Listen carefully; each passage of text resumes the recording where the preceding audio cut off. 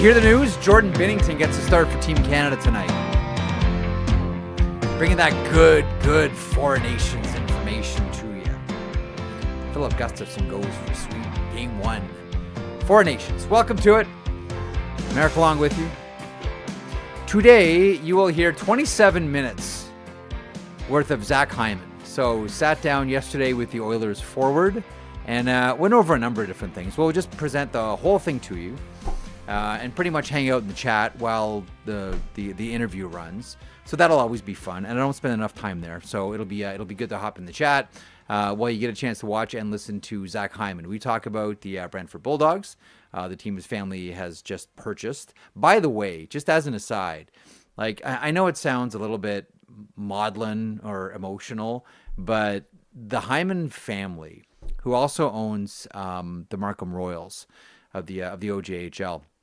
That's been a family dream for like 20 years. I mentioned this to Zach in the interview, but this is something that's been a sort of passion project for the entire Hyman family for 20 years. Like they've been in and around various OHL teams trying to buy them, was close a couple of different times on a couple of different organizations. And then when Michael Andlauer, owner of the Ottawa Senators, made the Bulldogs available, it was finally the right fit. And things worked out. But I just wanted to mention, like, this isn't just like, oh, we're going to pull some money off the tree and buy an OHL team today. No, this has been a dream for the Hyman family for a long time. Anyway, so we talk about that. We'll talk about the Maple Leafs with him. We talked about the Oilers. We talked about getting an Evan Bouchard slap shot in the face. And Zach, here's my question: do you recall? Because as I was getting dressed for today's show, I'm like, oh crap, what did I wear in the Hyman interview yesterday? Am I wearing the same shirt and jacket as I was yesterday? Do you remember? Because it would look kind of goofy if I wore something completely different. I think you are. I'm like, okay, almost positive that you are. Yeah. All right. Okay. You got to look for the like conceptual continuity clues. Are you one of those people that goes back and looks at movies to try to find like the place where, hang on, the last time we cut away to that actor, he had 3 buttons done up, but now there's only 1. You look for sort of conceptual continuity clues all throughout movies. You that guy? I've seen.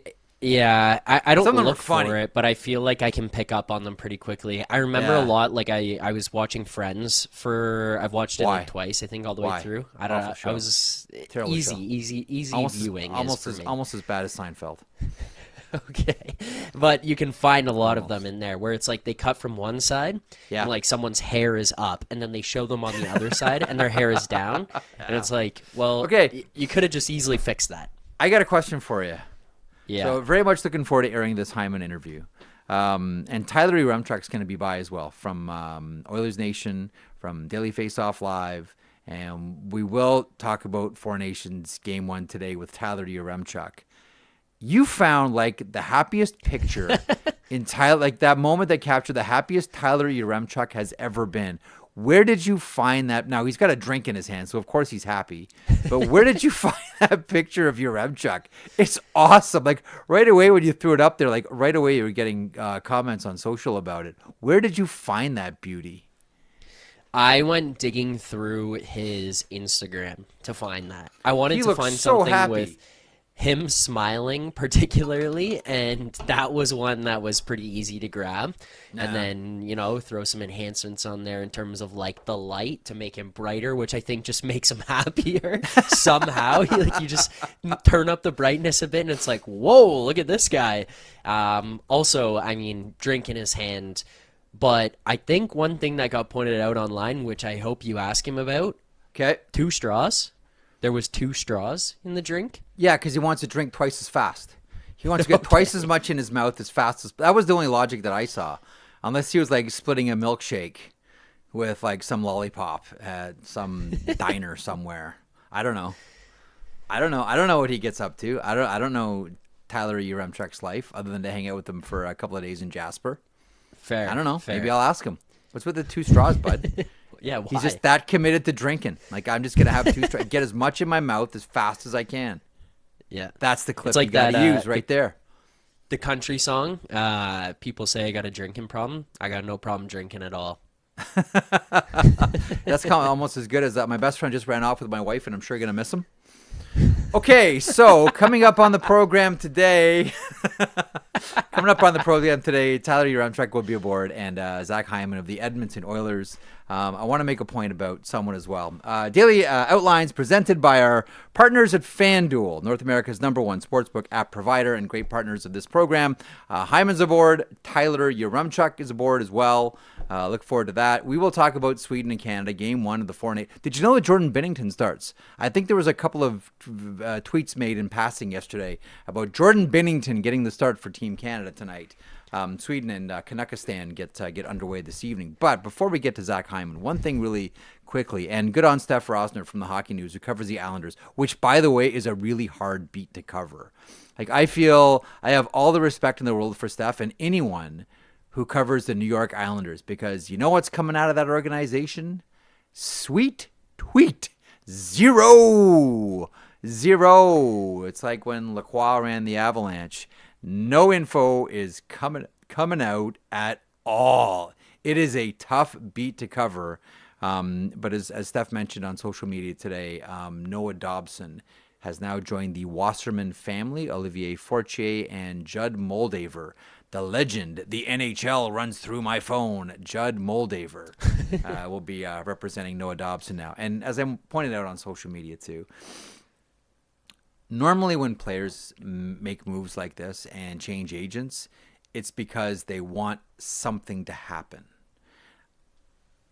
I've talked to a couple of people after that news broke with Rosner this afternoon, and I said, like, do you think this is the precursor to a trade? And generally, the news that comes back is it probably sounds like it could. So we'll see where it goes.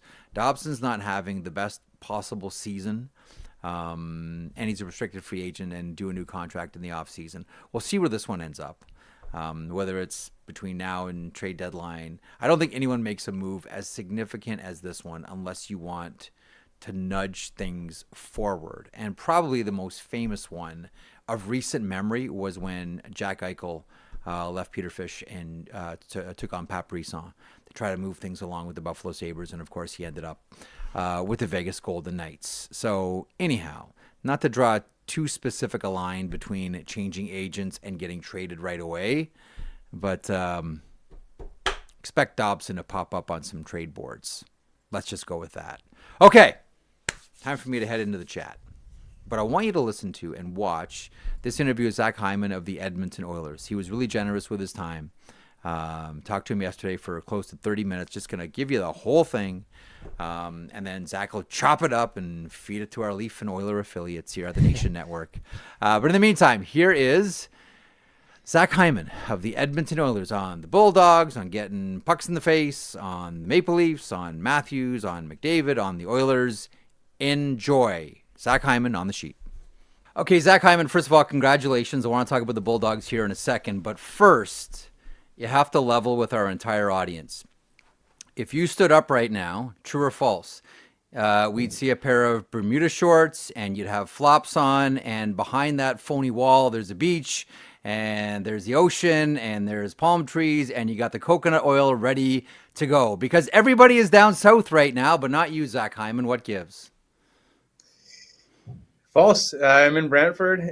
Only thing that's not true is this is not my office. But I am here, boots on the ground in Brantford, and taking it all in. A little different, a different break than everybody else, but definitely Sure. a fun one for me. Again, congratulations to your family. I know that this is the end of a 20-year pursuit by your family looking to purchase an OHL team. Your name has been out there and associated with the OHL for a long time. Take us back like a month ago, the sale finally goes through. Your family purchases the Bulldogs from Michael Andlauer. What goes through your mind? What's happening in the family? Your dad, your brother Spencer, like everybody. Like what happens in the Hyman family when finally you caught the fish and got it in the boat? Yeah, you alluded to it. It was a long journey. I mean, 20 odd years. Spence and I were kids, following my dad around to junior hockey rinks or minor hockey rinks and cheering on guys who played for him. And my family was always around the OHL. That was always the next logical step for us. And it just never happened for whatever reason. And obviously, things picked up again this past year, and we were able to make things work here in Brantford. And big thanks to Michael Anlar for allowing us to continue his legacy here and everything he's built here. But it was the right fit. And a month ago, it was pretty surreal. Today, I would say for me personally, is the most surreal because it's the first day that I'm actually in Brantford. So actually seeing all the guys, seeing the coaching staff, seeing everything that is here, meeting all the business staff in person, and just being here. It's a pretty special feeling. And like I said, it's probably going to be the break that I remember most out of all the breaks that I take. So I'm going to give you a chance now, Zach, to feel very much like your business card reads, which is president and governor. You ready? Zach ready. Hyman, the floor is yours. Complain about the stick budget. Go. You know what? It's tough for me to complain about the stick budget because I use a new stick every game. So if I start complaining, then the Oilers are going to see that, and then they're going to look at me like, hey, you use a new stick every game, okay? I'm like, yeah, you got my hands tied. Is it going to feel different when you see one of your players on the Bulldogs handing a stick to a kid? It's easy when you're a player like, oh, yeah, look at me, a handed stick, so this is great. Oh, sure, I'll autograph that. What's it going to be like with the new business card? Oh, my gosh. You know what? It's full circle. I remember in college at Michigan, you couldn't get a new stick until you broke it, and guys would be over the bench like breaking it and like trying to hide from the equipment manager because if he saw it, then you'd get a fine. So it's like it's so funny. It's full circle, but definitely interesting and different to be on the other side of it. You know, you mentioned Michigan. I've long believed that Red Berenson should be in the Hockey Hall of Fame. Full stop. What did Red Berenson? I know we're detouring from the OHL here, but you mentioned Michigan, so I want to ask you about Red. I talked to players that went through Michigan, ex-Wolverines, and they rave, and rightfully so. He's got the great bio. He's influenced a lot of people, including yourself. What did Red Berenson mean to Zach Hyman? Probably one of the most influential people of my life, to be honest. I completely agree with you. He should be in the Hockey Hall of Fame, full stop. The amount of people that he's impacted, not just in the game of hockey, but kids that go to Michigan and that he has had an impact on in their life. His constant, I would say, just his presence in any room that you would walk into, you just feel this presence. He valued education and school over everything. You weren't playing on his teams if you weren't going to school and you weren't being a student first. And I think as a student athlete, that's paramount. And he was just such a great person. I got to know him a little bit more on the personal side when I stopped playing for him, and that was a cool experience because there's quite an age gap between. I was one of the last classes that he coached, so there's quite an age gap there. But just a tremendous person, and like you said, anybody you talk to that's played for him or that knows him just has the utmost respect for him. Whether you liked him as a coach, whether you didn't, it didn't matter. He's a guy that everybody respects, and just an amazing person. How many times did he tell you the story about the 6 goals with St. Louis? How many times did you hear that story from Red? And a crossbar too, I think. So it could have been 7. Yeah. You know what? He definitely a lot of stories about old time hockey too, and how to be tough. And I remember him telling one of Al Arbor and like blocking shots without shin pads, and how we did a shot blocking drill. I remember because we weren't blocking shots when I was in school or when I was at Michigan, and like we would literally like practice getting in the lane and have defensemen shoot. I think we use like softer pucks to get, but he is just a phenomenal person, and I mean, just a legendary figure. So whenever anybody asks me about Zach Hyman, like they'll say, like, what's the first thing that comes to your mind when you hear the name Zach Hyman? The first thing I always think of about you is, in a previous life, you must have been the best person in the world, because in this life right now, you've come back and played with Auston Matthews and Connor McDavid. I don't know, Zach Hyman, what you did in a previous life, but in this life, when you talk about, being able to play with the elites, like you did something really good in a previous life to justify playing with Matthews and McDavid. Does that ever sort of creep into your mind and you say to yourself, I was just playing with U16 Red Wings like 5 minutes ago, and now I'm playing with Matthews and McDavid. Does that ever creep through your mind? Don't forget about Leon and Mitch and Willie. Of course. And Larkin at Michigan. Yeah. I think I'm very fortunate. Obviously, I think being in the NHL, there are a lot of things have to go your way, and you need opportunity to go your way, and you also need to be able to seize the opportunity and to understand how to play with great players and what they're looking for. Because when you're playing with the best players in the world, they're pretty demanding, right? They have a high standard, and it takes a whole line to be successful. I mean, when you get to the NHL level, it's not just one guy that can go through a whole team, albeit sometimes he can do it. You need a full line, and you need everybody pulling together. And I'm fortunate that coaches have always found that I played well with those players. Is there one Matthews goal, and is there one McDavid goal that stands out above the rest to you, that either you are on the ice for or you are a spectator for on the bench? Oh, there's a number. Well, Connor, most recently, there's the New York one. I think that everybody has seen. I wasn't on the ice for that one, but one that I was on the ice for would have been Game 6 against Dallas on the power play.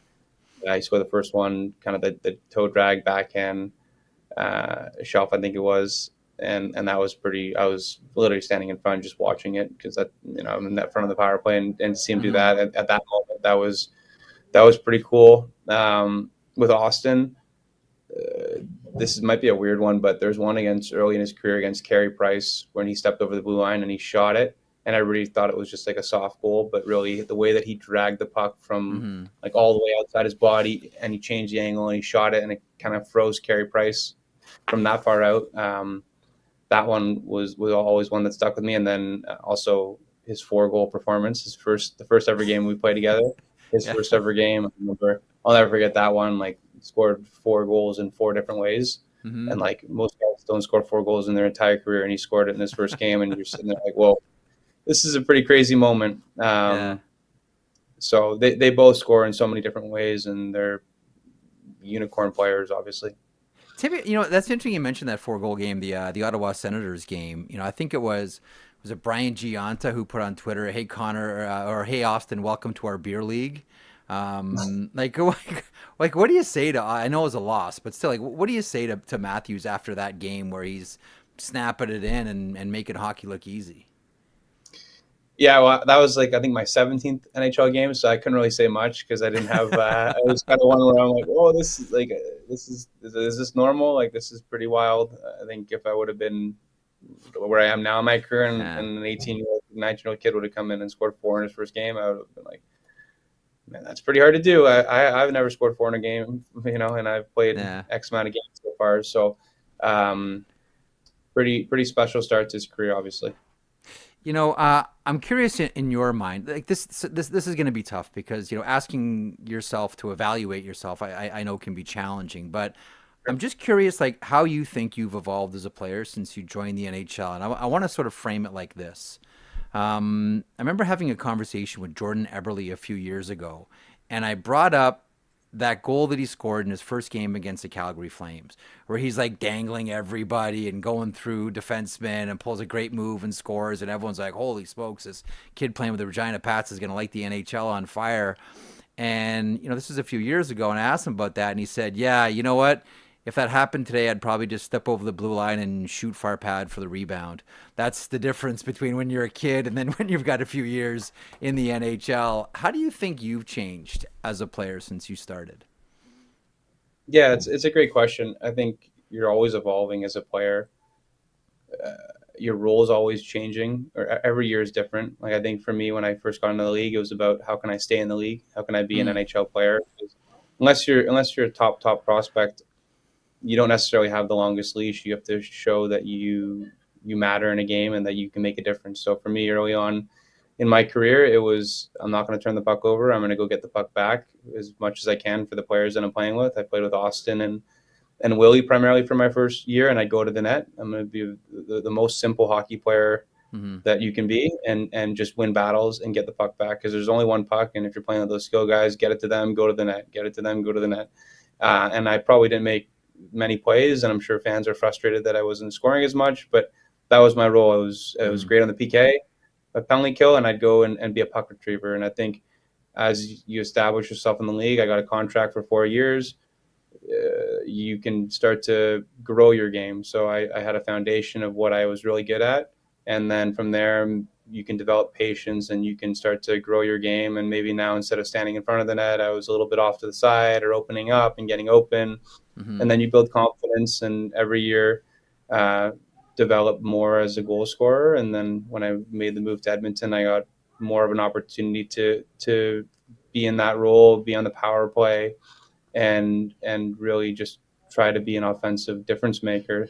And then all of a sudden I was playing on the power play and not on the penalty kill. So it's a pretty crazy change from when I first started to being able to score 50 goals. I don't think anybody watching me year one would have ever thought that player would be on the first unit power play scoring 50 goals with Connor McDavid, right? But that's why it's a journey as a hockey player. It's not like you go from year one to year two. It's a long journey, and every year try to get better. Because part of you is this incredible story, right? You didn't have the like some players have the elevator to the top, and a lot of other players take the stairs. Like, you took the stairs, right? Like, here you are as one of the the owner of the Bulldogs of the OHL. You were never drafted into the OHL.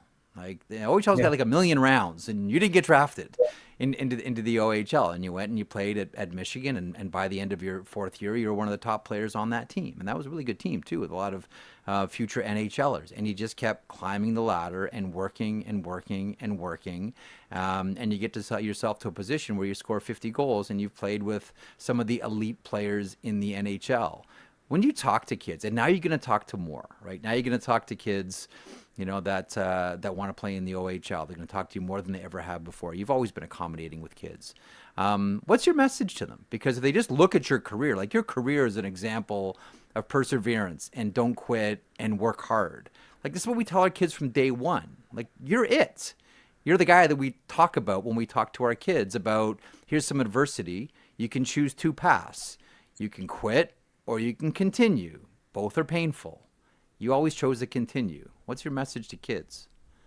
Yeah, well, first off, I appreciate that. That means a lot. It's a journey. Like, really, I think the message is whenever I struggled, like, I'd say the biggest struggle I've ever had was when I went from junior A to college. And leaving junior A, I was a top prospect. I'd won the junior A player of the year, and I went to college, and I thought I was going to go into college, and I thought I was going to be light it up and be an NHL prospect right away. And I struggled. I scored 2 goals in 40 games. I had 9 points my first year.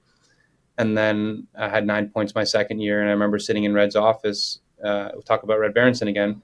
And he said, Zach, you just have to keep working. And if you're not scoring, you have to learn how to do something else to be effective for our lineup. And I remember that just stuck with me, being like, okay, I remember going into college and I just thought I was going to score goals, but how can I help the team win in other ways? And I learned how to penalty kill, learned how to block shots. And my dad always said to me, listen, like, it's a marathon. It's not a sprint. Like, it's a journey. Like, you're on a journey, and the 2 things that you can control is your work ethic and your attitude. So you can't control where the coach is going to put you every day. You can't control where you are in the lineup. All you can control is how hard you work and what your mindset is. And are you going to be a good teammate every day, or are you going to go in there and sulk and be a sore?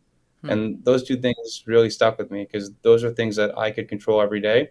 And those are things that have allowed me to get better every day, because nobody wants to be around somebody who's upset all the time or is sulking about themselves. Everybody has their own problems. If you come in to the rink with a positive attitude and you go in the gym and you work as hard as you can and you stay on the ice and you work, you're going to get better. And unfortunately, not everybody does that. And you're going to start to catch guys and you're going to start to pass guys. And if that's your attitude, then the sky's the limit, and it may not work out. Like, my dad said to me, you may not be an NHL player. You don't know, but give yourself the best opportunity to do so. and work as hard as you can so that at the end of your journey, you know that you gave everything you possibly could, and you can be satisfied and happy. And that was the best advice I got. And I worked as hard as I could, and I had a positive attitude, and it worked out for me. Every level I developed, I got better. And of course, you need some luck along the way. I had some great coaches who believed in me and gave me the opportunity, but I was able to maximize it and make the most of it. So that'd be my message to kids. It's a great one. Some of the best advice I've ever heard around hard work goes like this. This will probably resonate with you, and I want to ask you something at the end of it. Driveline put out this great video of this baseball pitcher. I think he was drafted like 8th or 9th overall by Colorado. This is like 15 years ago, maybe 10 years ago. And worked hard, had injuries, never really made it, played a few games. But the point that he always tried to stress was hard work doesn't guarantee you anything except one thing. Hard work guarantees you the answer to one question, and that is, how good am I? And for everybody, that's different. Like everyone has like a max that they're going to get to. And all hard work will give you is an honest answer to that question, how good am I? I'm guessing that you feel, because from the outside looking in, we've looked at you and your career and said, this guy has given himself the best possible chance every single time to answer that question through hard work. Does that resonate with you, that hard work doesn't give you anything other than an answer to the question, how good am I? Exactly. And at the end of the day, if you're not good enough, at least you know, like, at least you've given yourself every opportunity.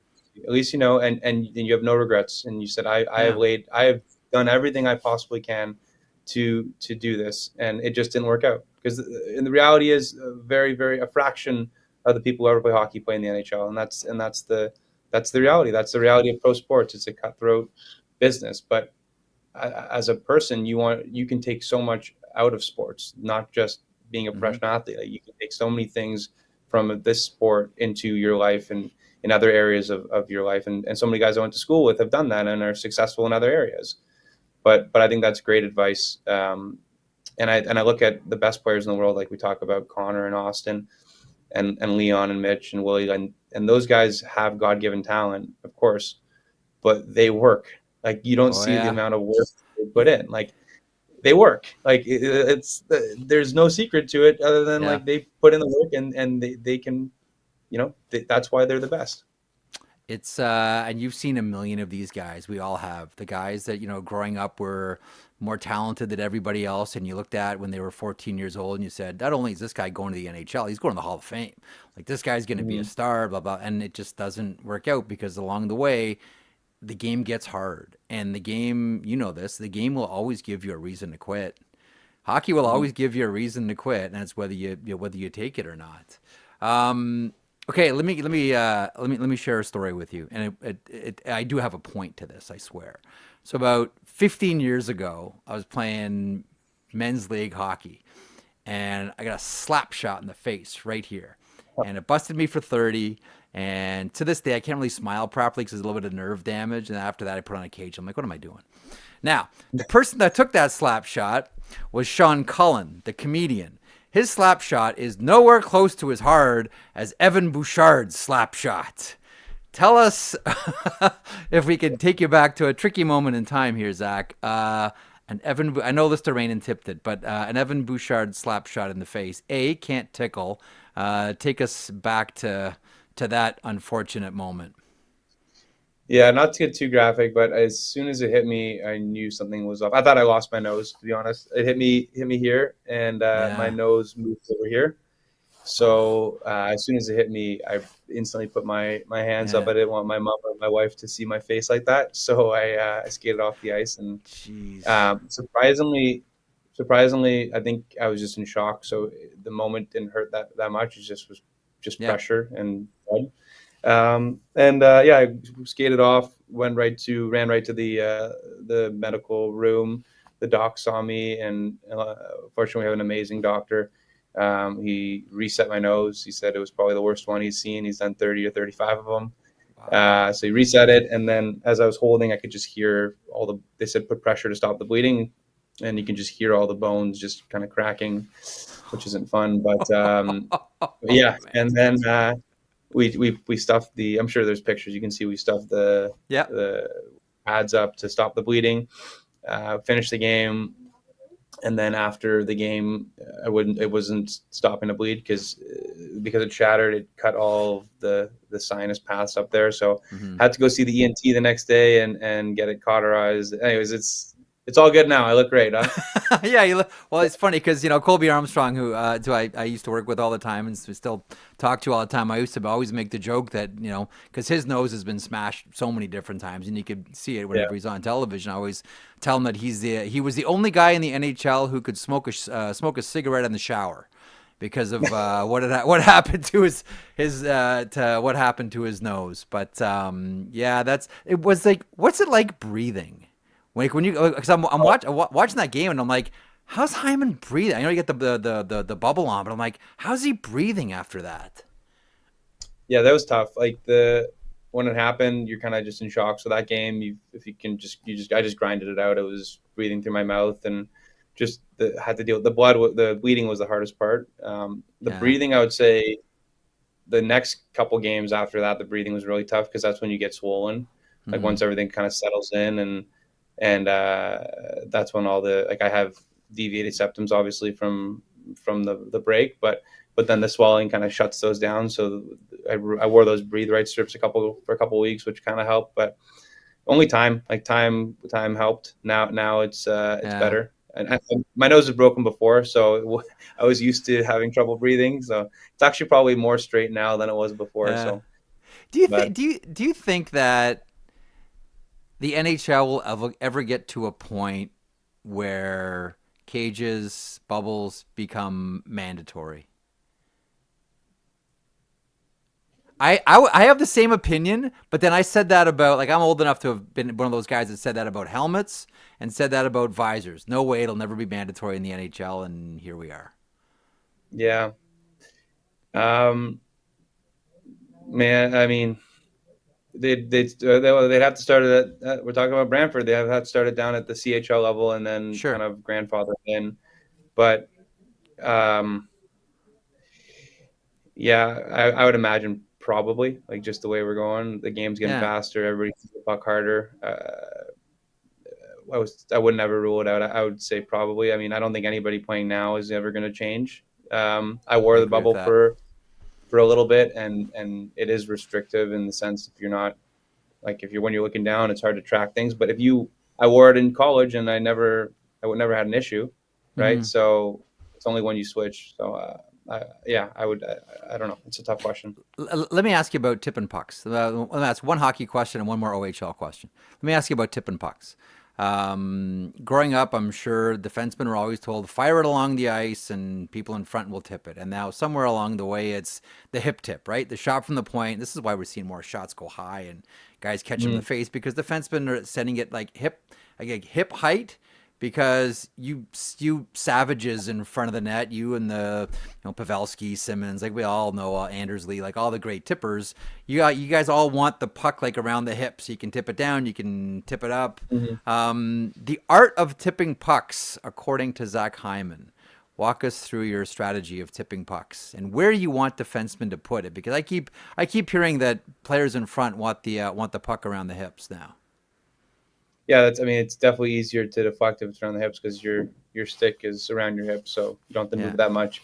And then you can go down or up. It's harder to read, especially if you're going down and it hits the ice. It's tougher for the goalie to pick up.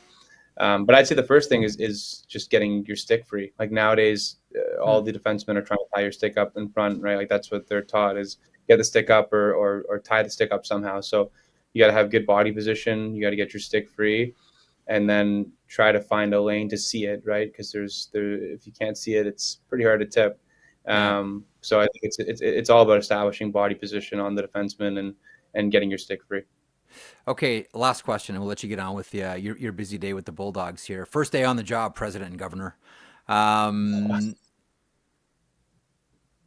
OHL draft. Do you have I think of Gary Roberts' son Sam? who plays at JRC, like this is his draft year.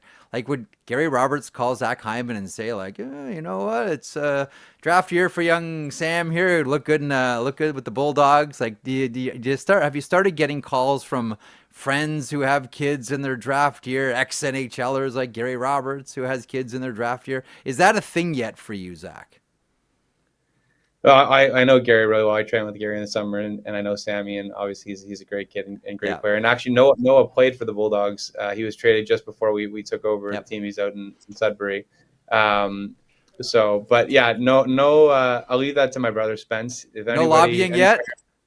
No, you know what? If any parent wants to talk about the draft, call Spence, and he'll let me know, and he can handle it. So we'll defer to Spence on that.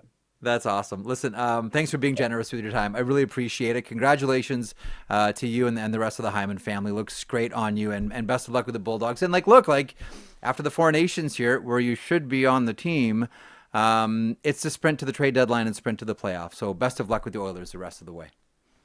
Thanks, Jeff. Appreciate it. There he is, Zach Hyman. So a few things, Zach, and had a good time in the chat. We ended up talking a lot about hockey books in the chat, by the way, while the Zach Hyman interview was going. One day, by the way, we should do at least a couple of shows about hockey books. I've always wanted to do a hockey book club here on any property that I'm involved in. I want to get that off the ground sooner than later.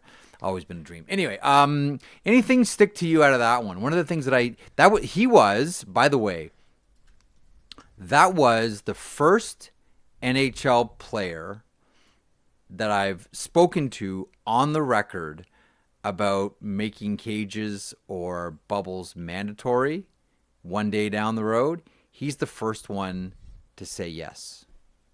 Because it's always been, no, player's choice. No, it's our decision. No, it's never. Mm-hmm. And he's the first one to say, given the way that hockey's going, yeah, probably. Thought that was interesting. Yeah, I thought it was interesting. I mean, the mention of speed and strength and everything is also a good point in there as it goes and it continues. And then the more we learn about safety and, the more we see incidents like that happen, it pushes you closer and closer. To be honest with you, one of the reasons why I still maintain that more guys are getting hit high with pucks is that goalies seal up the bottom of the ice. And the only place to go is up. You're probably too young to remember this, but coming out of the 04-05 lockout, during things like the Brendan Shanahan Summit, there was a lot of talk about, goaltenders are too big and goal scoring is down and shrink the equipment. And there was a lot of talk about making the nets bigger. Larry Quinn of the Buffalo Sabres had this design for nets that sort of bubbled out high at the corners to give shooters more room to look at. And my initial thought in all of it was, if they're not going to make them wider because of the dimensions of the ice, the thought was to make them higher because goalies are going down to seal everything up. This is coming out of the Allaire school, even though it was already done by Esposito and Hall, but that's for a history show. I kept saying to myself, the last thing we should do is make the nets taller because it'll encourage more players to shoot high from the point and more guys are going to get caught. If anything, we should be doing everything to make sure the shots stay down. Not going back to 1917 and the start of the NHL. Again, this is for a history show, when goaltenders weren't allowed to go down. They were not allowed to go down at all, and that's where we got the term. Actually, when Frank Calder, here we go, the then president of the National Hockey League, who was for the history show, was lobbied by NHL goaltender. I believe George Hainsworth was the main proponent behind all of this. Lobbied the NHL then president, Frank Calder, to allow goaltenders to go down. His great comment when he finally relented was this, and this statement exists to this day. You've said this a million times, Zach, and you didn't know where it came from. His comment was, you know what? Fine. If goaltenders want to go down, fine. Let them. For all I care, they can stand on their head. That's where the term the goalie stood on his head comes from. It's in the early 20s with Frank Calder. Anyway, that's for the history show one day, somewhere down the road. Anything quickly before we get to the very happy Tyler Yaremchuk? I like the conversation about adapting. It's one of those things that, I mean, you see it all the time with guys who go and they're goal scorers at the junior level, whether it's OHL or if they're at college somewhere or whatever it is, and then they get to the NHL and they can't find ways to score. A lot of these guys, they don't go to the NHL as fighters. Some do, sure, but that's not where they were coming from. That's not how they started. That's not how they rose to the level that they did. And then you have to find a way, how do I stick? How do I stay here? What can I do to help the team? Zach identified it pretty quickly. His came at a different point in time where he got to college and was like, whoa, I can't put up points here. And then it's kind of funny, though, how his roles went one to the other and then back to the other again with time. But I thought that was just interesting, his recognition, and Red Berenson kind of being the one to sit him down and tell him, like, you can't score, you can't get points. That's okay. How else are you going to help us win? If you would have seen, I keep saying this, every time I watch Pat Maroon on Morning Cup of Hockey, I always have the same thing. Man, I wish Johnny and Colby could have seen Pat Maroon with the London Knights. Completely different guy. He was like the high-scoring, skilled guy from St. Louis. A few St. Louis players on that team. He was like the high-flying Pat Maroon. Incredible hands. I mean, he played roller hockey. He's got great hands. But Pat Maroon in London to Pat Maroon that you see in the NHL now, two completely different guys. Anyhow, thanks to Zach Hyman for stopping by the program. Thanks to the Brantford Bulldogs. And Reed Duthie, shout out for one of the best OHL play-by-play callers in the game for making Zach available. From there, let's turn our attention, finally, to Four Nations. Canada facing off against Sweden. I want to remind everybody as well that our good friends from FanDuel are proud to connect fans to the major sports moments that matter to them.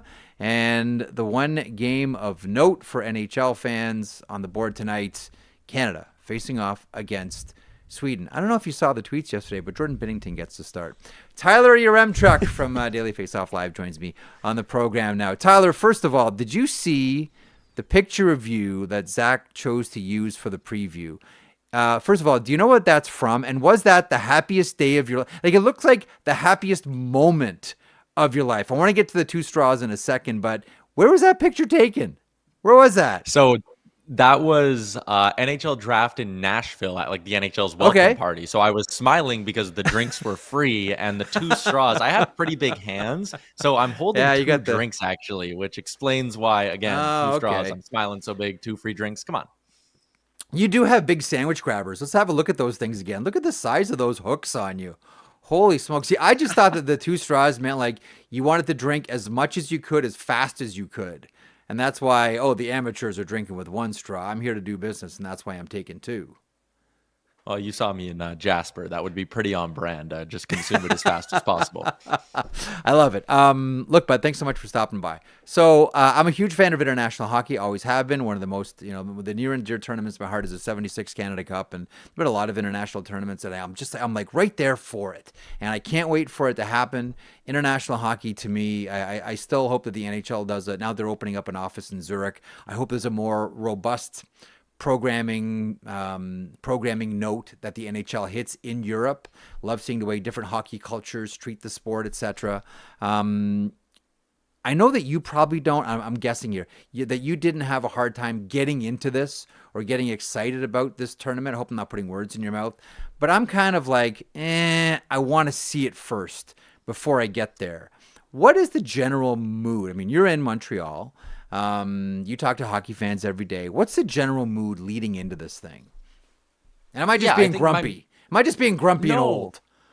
No, I think that's honestly how, if you polled hockey fans, the majority of them would feel, and it's fair. For me, I was coming into this knowing, okay, I'm going to the event in Montreal and Boston. I'm going to be on the road for 2 weeks doing all this content. Like, I wanted it to be good. I was like, I really hope these players are going all out. And I know they all said the right things leading into the tournament, but I was trying to be cautiously optimistic, I guess would be the phrase, that like, this isn't going to be a glorified all-star event. These guys are going to be here and they're going to want to win. And what's honestly changed my tune and really got me excited is just being around the players these last couple of days, doing the interviews, doing all the scrums and whatnot. And you can tell they're genuine when they say they want to win this thing. Matt Tkachuk saying this is going to be 4 game 7s or 3 straight game 7s, whatever he said, like that, when he said it, he wasn't just saying that because he thought of a good quote earlier in the day. Listening to Sidney Crosby talk about the process for him to get here and be healthy enough to play in this, like, it's legit. These guys really do want to win. And I know people are sitting there saying, oh, made up tournament, blah, blah, blah.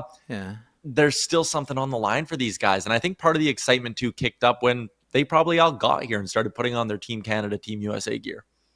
Yeah, like I think like, and you've seen this before with players, like it may start off as just something like, okay, let's make sure no one gets hurt here.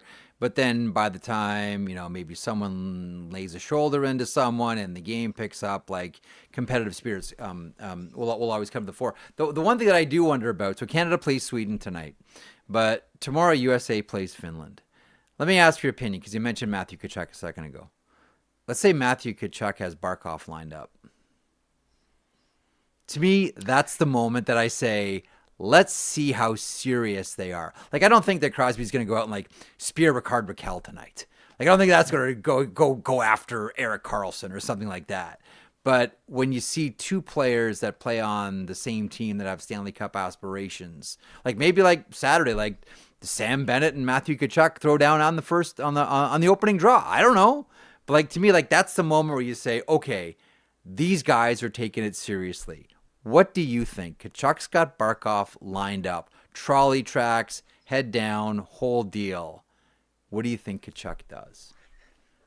Like I don't think he lets up. I think these guys are genuine in that. And I mean, hey, Alexander Barkov is about as solid as they come. So Matt Tkachuk probably doesn't have to let up, and it won't affect him too much. But like even tonight, we're gonna get. And I talked with Matthias Ekholm about this the other day. I was like, hey, how are you gonna defend Connor McDavid? You're on the flip side. And he was like, I've defended him before back when I was a Predator. And he said he wants to win. I want to win. He said, hopefully after all this, we can laugh about whatever happens. But he kind of told me like, I'm going to play him as hard as I would play anyone else. If my job to play for Team Sweden is to shut down the other team's best players, then on Wednesday night, it's Connor McDavid. So that's Ekholm's mindset coming into it. And I think a lot of guys are the same. Like, is Ekholm going to lay a big cross check on McDavid if he has it pinned up to the boards? No, maybe not. But will he make a play to knock him off the puck and play him hard and physical? I really think so. Yeah. Tournaments like this, generally, like this is where like international tournaments are where superstars get made, right? And sometimes it's not just, the star players that you think of, but, I'm going to try to lead this into a conversation about Seth Jarvis, who I absolutely adore and is one of the most underrated players in the game, and a great interview. And like, he's like, Seth Jarvis to me is the whole package. Do you have a Seth Jarvis in this tournament? Canadian, Swedish, Finnish, American? Is there someone that you're looking at and saying, I don't know if he's going to have a great tournament, but I really want player X to do well here? For me, it's Seth Jarvis. Who is it for you? Yeah, I don't know if it's necessarily a player who I'll be, rooting for in the sense of like a Seth Jarvis, who again, being around him the last couple of days just seems like an amazing guy.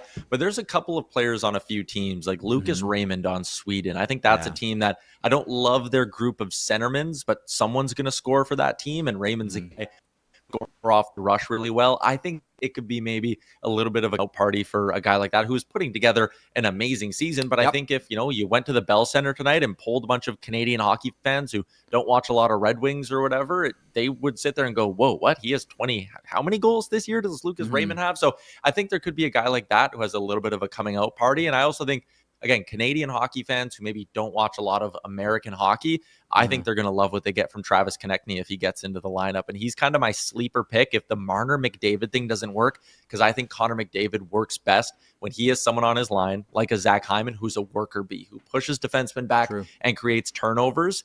Konechny, I think, could be that guy. Let me take a little sidetrack here with you, because I just aired the Zach Hyman interview. Where are you at on Zach Hyman? Should he have been in this tournament? I know that, this isn't the same season as last season for Zach Hyman, but I mean, you're there every day with the Oilers, practices, games, pregame, postgame, like all of it, like eat, breathe, sleep Oilers. Where is Tyler Yaremchuk at on Zach Hyman? I think he should be here because look at his track record over the last 18 months. The guy scores. And also, this is a tournament where there were no pre-tournament games, right? It was practice for a couple days and get right into it. And guess what? If you lose tonight to Sweden and your team Canada, your back's against the wall against Team USA, and your tournament could be over by the time you even get to that game on Monday against Finland. So I just looked at it, and when you can just automatically go Hyman and McDavid together, and you know there's chemistry, and you know they work. Now you're taking a bit of a risk here, right? It's like, okay, does Marner work with him? Does Reinhart work with him? You had a chance for some built-in chemistry. And the other reason why it kind of, bugged me a little bit from an Oilers perspective is that the picking of this team, the line of thinking seemed to move. On the blue line, they went with the duo, Makar and Taves, both definitely worthy of being there, but they went with the chemistry play. And then between the pipes, they didn't go with the hot hand, right? They went with three guys who, over the course of the last few seasons, I guess, more so in the case of Binnington and Hill, guys who've won in the past 6-7 years and have proven they've done it on a big stage. Then with the forwards, for some reason, they went with a bunch of guys who were the hot hand. And it's like, so why did you consider the history of Binnington and Hill, but because Zach Hyman had a bad first 20 games, you didn't want to add him onto the team? Like, to me, it was foolish to not have him here. I mean, will it end up biting them in the behind? I doubt it, because there's so much talent there. And I really do think Connor McDavid can ultimately play with anyone, but I think he deserved to be on that roster. Let me stick with the Oilers here. So Alex Pietrangelo pulls out. Let me give you a hypothetical. If it were your decision, Tyler, and you had to decide between two players, both on the Edmonton Oilers, would you take Evan Bouchard or Darnell Nurse? Because Nurse has had an excellent season this year. Who would you take? Yeah, it's very easily Darnell Nurse for me. And part of it is fit on the team. I look at a guy like Evan Bouchard and go, hey, if you're not power play one, because that's Cale Makar's job, then what are you really bringing to the table? And listen, on the Bouchard thing, I think his haters are kind of way too far on one end. And I do think some of the numbers behind his game are way too far on the other end of the spectrum. The truth, like with most things, is somewhere in the middle here with Evan Bouchard. He's not had a good season, but he's still a great player. But Darnell Nurse, I think, again, for the role you would need on this team, he would get that spot. And I think his bounce back season, it's been incredible to watch. Like, he became, again, the fans were on him hard. He kind of just became the low-hanging fruit of they lose, rip on Darnell Nurse. And to see him now kind of turn a 180 here, where the fans are finally starting to see again what makes him so good and so valuable, it's been awesome. It's been a great story. I can recall leading up to one of the junior tournaments, there was a game, one of those when they used to do the U.S. versus Russia games in Oshawa, and I remember talking to someone from Hockey Canada who said, "Look, we really want to take Nurse. We keep telling him, like, just play a really simple game. Your strength is skating." Just skate. Don't try to do anything. And you know what he was like in junior and before, what he's like with the Don Mills Flyers and the G. And it was like you're just hoping that he could just stick to the program and, like, look, you're going to get on the World Junior team if you just really, really simplify your game. And he found it hard. Like, superstars have a hard time. Like, skilled players have a hard time simplifying their game. As one more Oiler question here.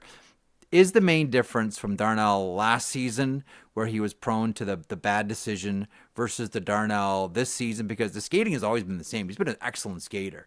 Is the big difference that he's learned how to make simple plays, or sort of restricted himself to only making simple plays?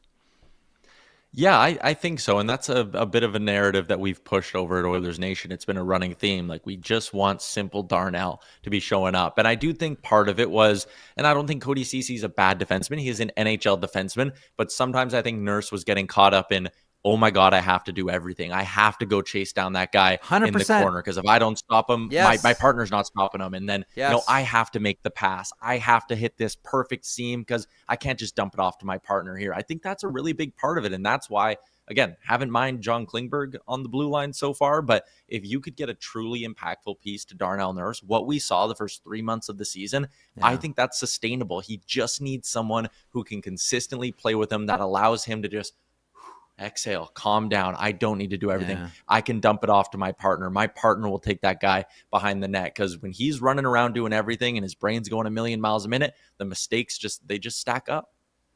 Give me the snapshot of Montreal right now. Montreal is one of my favorite cities. Like, I've always told people when they say, like, what are your go-tos? Like, what are the things you have to do as a hockey fan? I'll always say everybody needs to have the Saturday night in Montreal. I shouldn't even say Saturday night. The afternoon in Montreal, old Montreal, cobblestone streets, go to the cafes and hear the conversations about hockey. Every cafe, every bar, they're talking about the game. And then you get to the Bell Center and it's 7:01 and the lights drop and Coldplay hits and you hear Fix You and it's Ghosts of the Forum and all of that. And the guys hit the ice. Like, honestly, like Tyler, even just thinking about it, I get like the tingles. Like there is, I've always said, like they do ceremonies properly in two places, the Bell Center and Buckingham Palace. You've heard me say it before, but it's true. Like everything they do, that they hit the right note. What is Montreal doing with this tournament right now? Give me a scene set. Oh, it's only my second time here. Last time I was here was for the NHL draft a few years ago, and I'm staying in a little Airbnb right in the heart of Old Montreal. That's why I got the stone behind me here. I love Old Montreal, man. It's the best. Yeah, it's so much fun. And like just walking around here, I ended up flying in on Saturday so I could have a couple extra days in the city. And it really is beautiful. As for being around the Bell Center, I mean, today I walk into the Starbucks to grab a coffee and there's a lineup of kids in Canada jerseys waiting to get their picture with Teemu Selanne outside of a Starbucks. And it's like, oh man, like you can't take 10 steps without bumping into someone here, right? So yeah, it's awesome. The fans are buying in. There's Canada jerseys everywhere. We did Daily Faceoff live today at the La Cage, the sports bar attached to the Bell Center, and it was packed. When we walked away at 1:00 in the afternoon, it was packed, people in hockey jerseys. So yeah, I mean, people kind of always say, oh, Toronto, center of the hockey universe. I think it's Montreal, man. Like the way they do stuff here, how seriously they take their hockey, I think it's second to none. And like it's a central focus. It's crazy. Yeah. You want to really get people going? You want to get people really lit up? Say things like this. Tyler, as we all know, there is no such thing as the original six. That is a marketing term. That's really, I would always say, it's not the original six, it's the solvent six. How about that? If you want to get people fired up, you say, there's no such thing as the original six. There's an original one. The Montreal Canadiens, going back to 1917. There's an original one. Everybody else is an expansion team. And watch people get really upset when you say that. Sorry, Boston. Sorry, New York. Sorry, Toronto. You're all expansion teams. There's an original one, the Montreal Canadiens. To me, there's nothing like the Montreal hockey experience. I'm glad you get to be part of it. Continued success. Thanks so much for stopping by. Love that picture and the explanation. Happy Tyler Yaremchuk. Thanks so much for popping by. Continued success. With Daily Faceoff Live, you're there every day until the 20th, correct? Yeah, we're there. We're flying to Boston on Monday as well, nice and early in the morning. So we got the whole tournament covered. We're going to go live tonight as well, or I'll be going live tonight right after the Canada-Sweden game as well, right here on the YouTube. Love it. Awesome. Great job, man. We'll talk soon, Tyler. Okay. Thanks, Jeff. There he is, the great Tyler Yaremchuk from Oilers Nation and from Daily Faceoff Live. They're going. That guy does like more podcasts than anybody else. Zach. I tell you the story when I was in Jasper. The first day that I got there, went to his cabin where he was staying with a bunch of other people from the Nation Network, and he was on the air. And then I'd go for a skate and come back, and Tyler's still on the air. They had like 9 podcasts in one day. He's half man, half podcast. Tyler Yaremchuk. Kid's incredible, man. I watch all like our Nation Network content throughout the entire day. Like I'm He's a machine. tapped into everything we've got, and I swear every time I go on Twitter, it's like with Tyler Yaremchuk, featuring Tyler Yaremchuk. Like it's great, dude. It's so you can eat. You're allowed to eat and sleep. That's okay. Like we'll be okay. I always want to say to him like, hey, like Tyler, like you got the job. Like, dude, you got the job. You don't have to impress anybody. You got the job, man. Like, you don't need to do 18 podcasts a day. You got the job. It's okay, man. Listen, I was so glad that he's on our team. Awesome broadcaster. Okay, really quick before we wrap up. What was that comment though about the Montreal Toronto stuff? It's Toronto. Toronto's the come on, both of you guys. No, come on. There's an original one, the Montreal Canadiens. Learn your history, young man. There's one. There were 4 teams that started in 1917. One of them had their arena burned down, and they stopped playing. So they started with 4. They finished with 3, and had the ruins of an arena to show for it. There is an original one. It's the Montreal Canadiens. I know it pains you as a Maple Leafs fan to hear that, but it's true. I'm sorry. Whatever. Just truthing on you. Just truthing on you, young Zach. Okay, to wrap things up, one of the things we're hoping people could do is send in their hockey videos that always make them laugh. And this is coming off of the Jamie Benn eighth goal and an 8-3 romp Saturday against the San Jose Sharks, where he just scored and sat his ass down. No Selly. I'm just going home. Can we just go home now? I like hockey, but not this much. I want to go home. I know there's 6 minutes left, but I just want to go home. So hockey videos that always make you laugh. You have the floor, Zach. What do you want to show for everyone here today?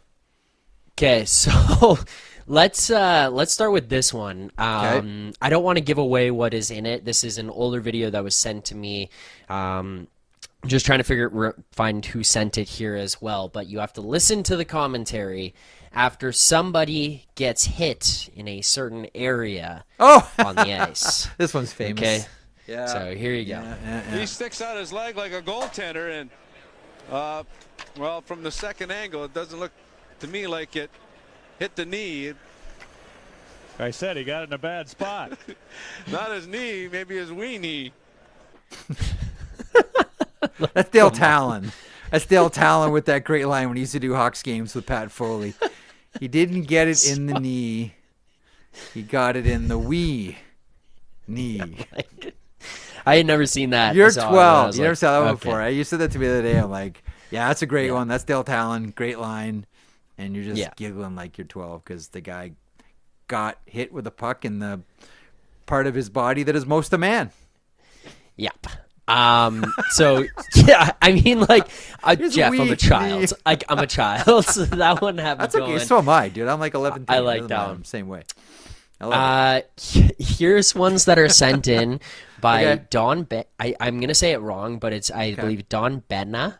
From Finland, watches the show from Finland, so shout out to there. Glad to have you aboard. He sent in a couple quick hitters that, like, there's no audio or anything. I think people will get a kick out of them. They're kind of funny, just visuals here. So the one here is Jim Montgomery on the bench. To the penalty that was called, and obviously. Oh, it's the head snapping back. Yes. Players always with the head, the JFK 63, as we like to call it in the industry, the head snapping back move. Yes, I know. There's always like the dive is always a good one too. Yeah, but Montgomery with the head snapping back. But you know, my point about that has always been, because we see it, like a player will get like a stick up around his face and he'll snap his head back and you'll say like, oh, look at him. Oh, he's just faking to try to draw a call. What happens to your body when someone puts anything near your head? Like if all of a sudden like there was a stick in front of your face, Zach, what would you do?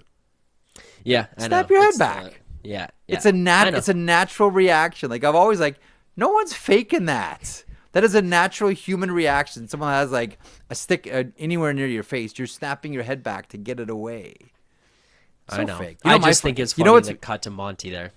You know what? I will never find, and it's so stupid. It's stupid but funny. Like I laugh every time I see it because of how dumb it is, and it'll happen like every night.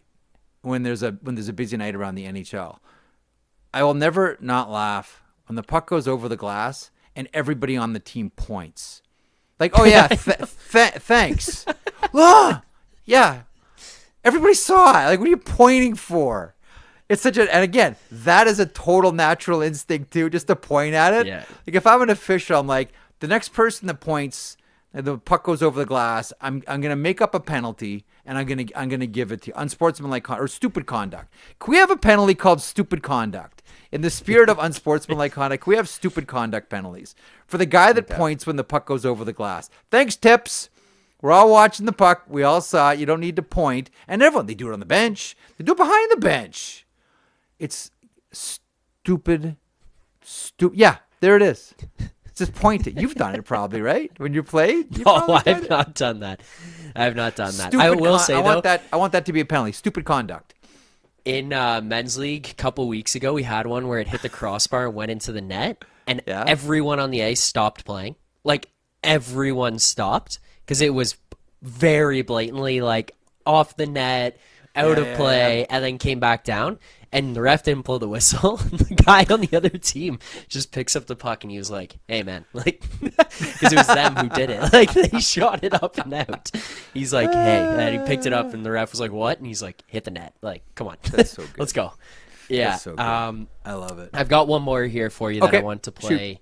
got? This is from TikTok. This is not in the NHL. You and I both saw this one, and I just want to share this with other people. This is a play on referees and how referees not So act, good. I should say, but their mannerisms on the ice. so and It's my I was favorite. laughing immediately because I was like, "This is every minor hockey ref ever." So I'll let this one play here, Jeff. This is so funny. This is so good. 28. Wait a minute. Interference. The short, choppy, backwards crossovers. It's never not funny. Do it again. Yeah, so good. Do it again. I love it. The short, every official does it. Let's just get away from the timekeeper. Can we do it again? Can you cue it? 28. Wait a minute. Look at the choppy crossovers. That's awesome. That's so good. Yeah, it's funny. That's funny. Yeah, That's like all that I got one. for you. Okay, But that's good. I got one more final thing. If you're not excited about Four Nations yet, I came across this yesterday on Twitter, got? Jeff. Suggestion from Blue and Gold's Yui, let's say. Oh, okay. I think they should put all 4 teams on the ice at the same time and see what happens. What do you think about that one? How many pucks? That's That's my first thought. How many pucks? You still having one puck? That? This is why, like, honestly, I think there should be an R&D camp every summer. First of all, as a TV property, I think it would work. I think people like it. And all you do is you experiment with different rules, whether it's different configurations of the ice, rule changes, doing away with blue lines, face-offs in different positions. Like, where you just have a summer R&D camp. You're like, okay, we're going to try these rules now and see how they are. Because once upon a time, and this doesn't happen anymore, I understand why. The American Hockey League used to be not just its own standalone league where they competed for the Calder Cup, but they used to be like more of an R&D league where the NHL could try things at the minor league level, whether it was like shootouts, whether it was mandatory visors, like things like that. You would try out at the American Hockey League, and if they worked, you graduated them to the NHL. And now the American League, and I understand why they do it, mainly because when players get called up, you don't want them having played with one certain different rule in the AHL that you don't have in the NHL. You want the AHL game to be as similar to the NHL as possible, so call-ups don't have a difficult time. I get that. But there has to be a place where you do, like to your point, you try some of the goofy stuff. Now, I don't know about 4 teams on the ice at the same time with that rank configuration, but I think the spirit of it is right. I think this is stupid. Okay, it's fun. Maybe someone can do it. Like, okay, go for it. But my thought has always been do a summer league, and you have it with decent hockey players. Like, have it with like East Coast guys. So you have some ECHL players. You put a couple of bucks in their pocket for the summer, right? And you do an R&D league. And you do a league where you experiment with different rules and different configurations. And if it works, maybe that becomes the test ground before you graduate them into the NHL. And you can discard the things that don't work or the things that you don't like instead. Because the American League's not that anymore for the NHL. So that's funny. Stupid, but that's okay. Like, stupid, like, there's a lot of room in my life for stupid stuff. Like, that's fine with me. But I think what you're winking at is, like, let's do an R&D league. What do you think? Would you watch that? I just want to try to get you excited. That's really, I That's would not watch going to that. get me I would wanna excited know. for the Four Nations. That's just the opposite. Again, Are you excited yet? Are you No. excited yet? Did No. Tyler get you excited? no. I love talking to Tyler. Tyler's an awesome guy. I'll talk to Tyler any day of the week. It didn't get me excited about tonight. But, like, tonight's going to have to get me excited about tonight because I'm going to watch. Right? Okay. I'm going to watch. Okay. I'm going to watch all of it. And then I'll let you know. But this isn't, it's like I said the last few days. I thought by now I'd get that tingle. I've lost that love and feeling.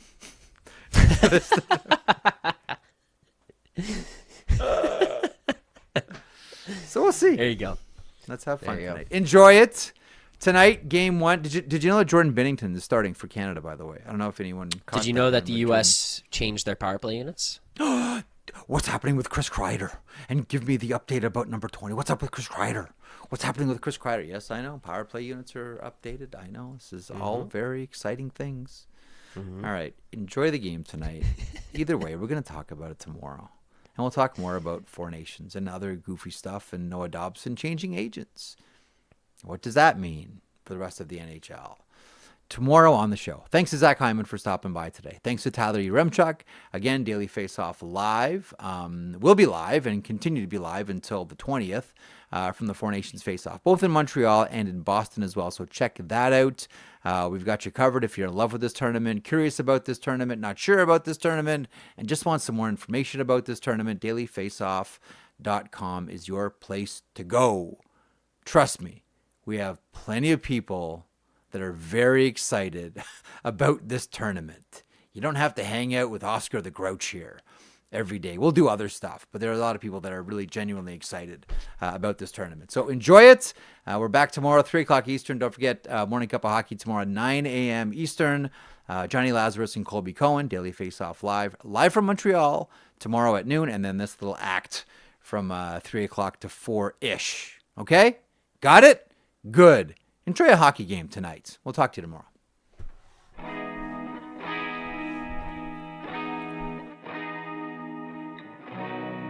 If you enjoyed that video, and we certainly hope that you do, please hit the subscribe button right there here at Daily Faceoff. I will put this lineup up against any hockey lineup anywhere. It all gets underway at 9 o'clock Eastern with Morning Cup of Hockey. That is Johnny Lazarus. That is Colby Cohen. Then at noon, it's DFO Live. And then 3 o'clock Eastern, The Sheet. Get caught up on everything in hockey.